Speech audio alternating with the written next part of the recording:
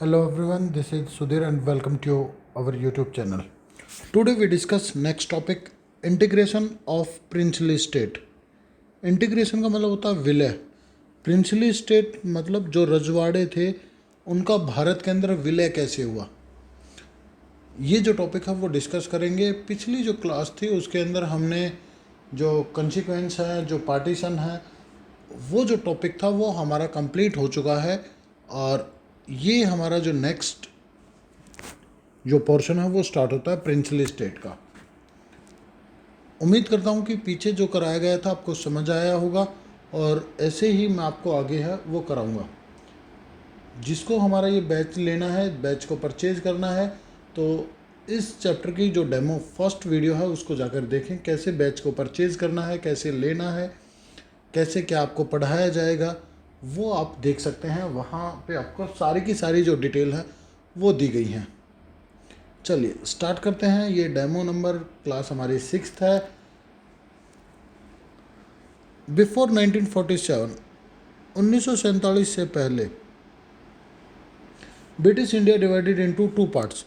जो British India थी उसको 2 पार्ट्स में डिवाइड किया गया था, या 2 पार्ट्स में उसको बांटा गया था. एक तो थे ब्रिटिश इंडियन प्रोविंस, जो प्रांत होते थे उनको बोला गया है. दूसरे होते थे प्रिंसली स्टेट. जो प्रिंसली स्टेट थे हमारे, उनके बारे में आगे देखिए.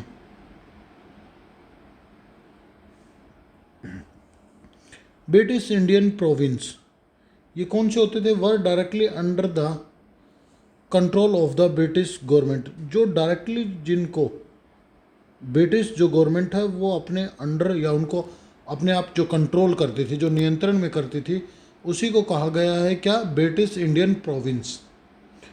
वो कौन से होते थे? जिनको डायरेक्टली जो ब्रिटिश गवर्नमेंट थी वो कंट्रोल करती थी. इन अदर साइड्स, दूसरी साइड यदि मैं बात करता हूँ, सर्वल एरियाज़ हो गए, या मैं कहूँ कि बड़े जो क्षेत्र हैं उनके बारे में, या small states, several large and small states rule by Prince या किंग. जो बड़े राज्य या छोटे राज्य जिन पे रूल करते थे कौन? प्रिंस या king, is called princely state. उन्हीं को क्या बोला गया है? उन्हीं को प्रिंसली स्टेट बोला गया है. क्या बोला गया? प्रिंसली स्टेट बोला गया.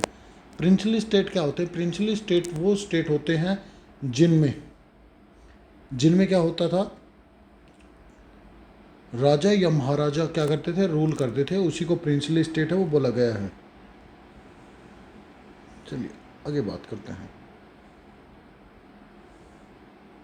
It enjoys some forms of control over their internal affairs and as long they accepted the British supremacy. कि इन्होंने क्या किया था? जो प्रिंसली जो स्टेट थे उन्होंने जो ब्रिटिशर थे उनकी सुपरमेसी को एक्सेप्ट कर लिया था. जो सुपरमेसी है उसको क्या कर लिया था? एक्सेप्ट कर लिया था. एक्सेप्ट का मतलब होता है स्वीकार कर लेना. स्वीकार कर लिया था.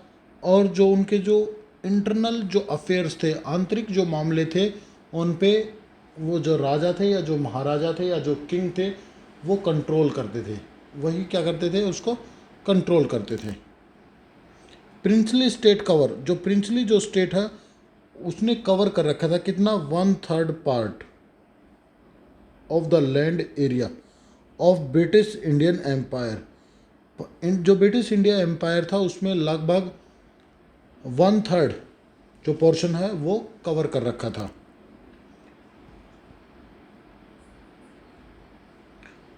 वन आउट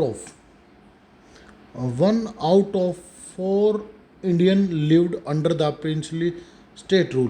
प्रत्येक 4 में से, इस लाइन की हिंदी सुनना, प्रत्येक 4 भारतीयों में से एक किसी न किसी प्रिंसली स्टेट या रजवाड़े की प्रजा में थी. जब हम पहले बात करते थे तो उस समय 4 भारतीयों में से एक कोई भी जो भारतीय होता था वो किसी न किसी प्रिंसली स्टेट में क्या करता था? रहता था, या उसकी पॉपुलेशन था. अब हम बात करते हैं प्रॉब्लम्स की. कि ये तो इंट्रोडक्शन में अपनी जो चीज़ें अभी बताई हैं मैंने वो लिखनी है. अब प्रिंसली स्टेट को लेके समस्याएं क्या क्या उत्पन्न हुई, जो प्रॉब्लम्स है उनके बारे में डिस्कस है वो करते हैं बेटा, कि कौन कौन सी जो समस्याएं हैं वो आपको देखने को मिली हैं। अब उन समस्याओं के बारे में डिस्कस है वो करते हैं। जस्ट बिफोर इंडिपेंडेंट से कुछ समय पहले जो ब्रिटिशर थे उन्होंने अनाउंस कर दिया, क्या क्या घोषणा कर दी कि end of their rule over India, पूरे इंडिया में से वो अपने रूल को क्या कर रहे हैं, ख़त्म कर रहे हैं, समाप्त कर रहे हैं। Also princely state, also princely जो स्टेट है उसको क्या कर रहे हैं, इंडिपेंडेंट कर रहे हैं।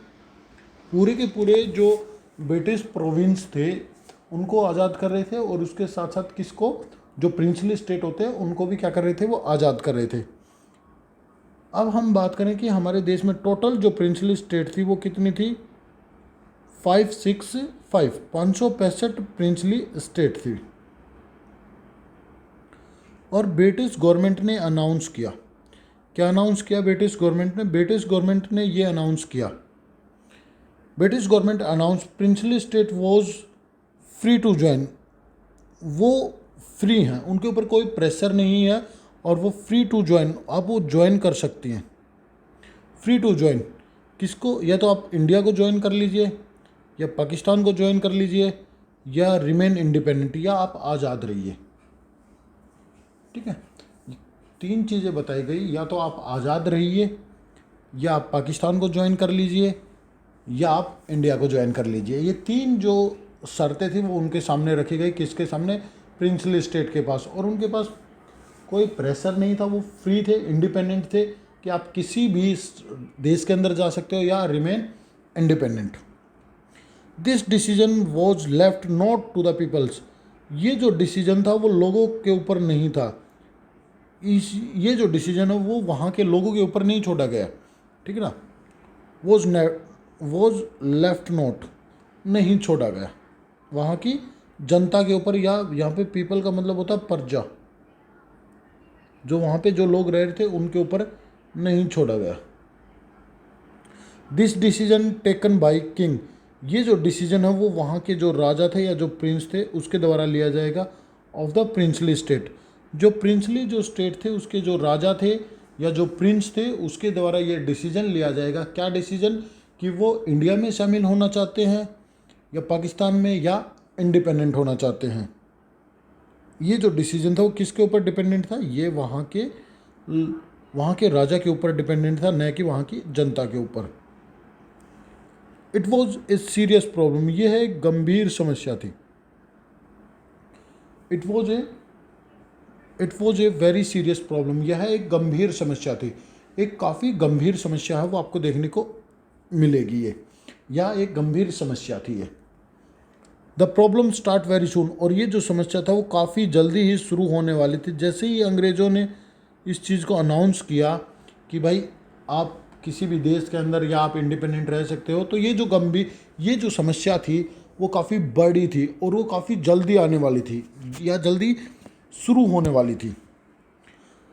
फर्स्टली, जो सबसे पहले इस चीज़ पे उन्होंने एक्शन लिया, तो वो जो राजा थे वो थे रूलर ऑफ त्रिवेंद्रकोर के जो राजा थे। ये एमसीक्यू में आपसे पूछ सकता है। जो त्रिवेंद्रकोर के जो राजा थे उसने अनाउंस किया, घोषणा की, state has decided it's independent, कि वो आज़ाद रहेंगे। उसने अपने राज्य में घोषणा की, हम किसी के अंदर नहीं मिलना चाहते, हम बल्कि क्या रहना चाहते हैं, इंडिपेंडेंट रहना चाहते हैं, आज़ाद रहना चाहते हैं, हम किसी भी देश के अंदर वो नहीं मिलेंगे। और उसके अगले ही दिन, the next day Nizam of Hyderabad का जो शासक था, रूलर था, उसको निज़ाम कहा जाता है। ये बात याद रखना, हैदराबाद की जो शासक है उसको निज़ाम कहा जाता है। मेड ए सिमिलर अनाउंसमेंट, उसने भी एक इसी प्रकार की मिलती जुलती जो अनाउंसमेंट है वो की। क्या की, एक मिलती जुलती जो अनाउंसमेंट है वो की, किसने, हैदराबाद के जो निज़ाम थे उसने। और निज़ाम कौन थे, वहाँ के शासक थे, वहाँ के जो शासक होते थे उसको निज़ाम कहा जाता है। ये हम जब हैदराबाद के बारे में डिस्कस करेंगे जब आपको बता दिया जाएगा। सम रूलर्स, कुछ जो रूलर्स थे वो were not join the constitute assembly या कॉन्स्टिट्यूशनल असेंबली, कि कुछ जो राजा थे उन्होंने कॉन्स्टिट्यूशनल असेंबली को ज्वाइन नहीं किया। जैसे ही जो ब्रिटिशर थे उसने ये घोषणा की कि भाई आप कहीं भी शामिल हो सकते हो, आप फ्री हो, आपको भी इंडिपेंडेंट कर रहे हैं हम, तो उन्होंने, कुछ राजाओं ने तो अपने आप को अलग बता दिया, कुछ ने मतलब खुले रूप से जाहिर न होकर अपने आप को, जो कॉन्स्टिट्यूशनल जो असेंबली जो बनी थी उससे अलग हो गए, उससे क्या हो गए, अलग हो गए, या उसमें उसको ज्वाइन नहीं किया। जैसे नवाब ऑफ भोपाल, जो भोपाल के जो नवाब थे, उसने सबसे पहले ऐसा किया कि उसने कॉन्स्टिट्यूशनल असेंबली को छोड़ दिया या उसको ज्वाइन नहीं किया, कॉन्स्टिट्यूशनल असेंबली में नहीं गए। Possibility, India divided into numbers of small countries, ये संभावना बन गई। ये क्या बन गई, संभावना बन गई। पॉसिबिलिटी का मतलब है संभावना। India divided into A numbers of small countries, कि जो भारत है वो छोटे छोटे कई देशों में बट जाएगा। Divided into numbers of small countries, छोटे छोटे कई भागों में बट जाएगा Bharat. Due to response of ruler of princely state, या आप यहाँ पे लिख सकते हो behaviour of, due to behaviour of ruler of princely state. जो प्रिंसली जो स्टेट थे उनके जो रूलर थे, जो शासक थे, उनका जो बिहेवियर था वो काफ़ी ज़्यादा बदला हुआ था, और इसकी वजह से आगे चल के भविष्य में उनके बिहेवियर की वजह से भारत के कई छोटे छोटे टुकड़े हो सकते थे। जैसे वो अपने आप को अलग रखने की कोशिश कर रहे थे, और जब वो अपने आप को अलग रखने की कोशिश कर रहे थे तो हमारे देश में 565 प्रिंसली स्टेट थे। तो हमारे देश के कितने टुकड़े हो जाएंगे, 565 छोटे छोटे टुकड़े हैं वो हो जाएंगे। तो ये जो एक गंभीर समस्या थी हमारे लिए। The AIIMS of Indian independent, कि जो हमें आज़ादी मिली, जो हमें जो आज़ादी मिली है उसके कुछ उद्देश्य है। एम्स का मतलब होता है कुछ उद्देश्य हैं। क्या उद्देश्य हैं, यूनिटी, एकता, कि भाई देश के अंदर एकता बनी रहे, यूनिटी बनी रही। क्या बनी रही, देश के अंदर यूनिटी है वो बनी रहे। सेल्फ डिटर्मिनेशन, आत्मनिर्भर, कि हमारे देश के जो व्यक्ति हैं वो सारे के सारे क्या हों, आत्मनिर्भर बने, कि कोई एक दूसरे के ऊपर डिपेंडेंट न हो, सभी क्या हो, सेल्फ डिटर्मिनेशन हो, आत्मनिर्भर हो। वे टू डेमोक्रेसी, लोकतंत्र का रास्ता, कि हमारे देश में क्या हो, लोकतंत्र हो,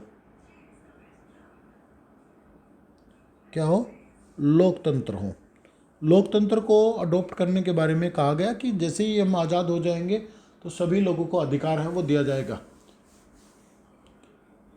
हम बात करें मोस्टली प्रिंसली स्टेट गवर्नमेंट, जो प्रिंसली स्टेट के अंदर जो गवर्नमेंट थी वो रन करती थी, run in non democratic manners, ठीक है ना, वो किसी प्रकार के कोई डेमोक्रेटिक उनके पास मैनर्स नहीं थे। नॉन डेमोक्रेटिक जो मैनर्स होते हैं उनके ऊपर रूल कर रही थी। जैसे जो राजा था वो अपनी मनमानी करता था, उसने जो भी कानून बना दिए उनको अप्लाई किया जाता था और उनको क्या किया जाता था, जनता के ऊपर थोप दिया जाता था, चाहे वो अच्छा हो चाहे वो बुरा हो, किसी प्रकार से कोई मैटर है वो नहीं किया जाता।